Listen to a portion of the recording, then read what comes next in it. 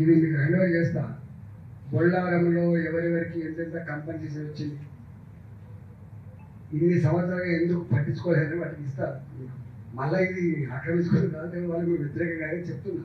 ఎట్లా ఉంటుంది సిస్టమ్, ఎట్లా పట్టించుకోరు, కనీసం చేయడం కూడా ఉండదు. అక్కడ మొన్న నేను కూడా అప్పుడప్పుడు ఈ 1 year లోపలనే పోయేద్దాంపా ఎట్లుండని పోతే 25 నిమిషాలు 30 నిమిషాలు ఉంటాయి.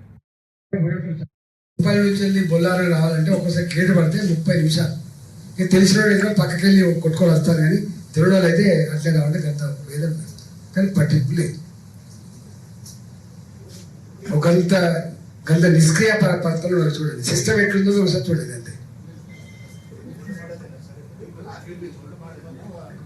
ఇప్పుడు RUB డబుల్ వెంట్తో చేస్తాం, మంచి పెద్దనే చేస్తాం. ఇప్పుడు ఇదేమో 28 crores మనది PHF ఇక్కడ ఉంది కదా. జీవోలని ఇస్తా, ఒక 4 ఉన్నాయి, మిగతా కూడా 4-5 ఒక 3-4 రోజులు ఇచ్చేస్తా.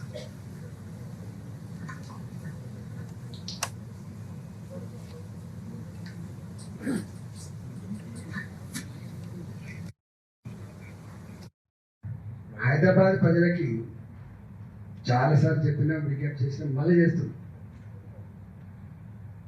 మాకు ఊరికే పదే కాంగ్రెస్ ప్రభుత్వం ఏమిచ్చిండ్రు ఇవాళ మీరు కొంపలి సైడ్ కడుతున్నారు. మీకు తెలుసు ఆ ఫ్లైఓవర్ కేంద్ర ప్రభుత్వ నిధులు 100% 950 కోట్ల రూపాయలతో కేంద్ర ప్రభుత్వ నిధులు కడుతున్నాయి అప్ టు మేడ్చల్ దాకా.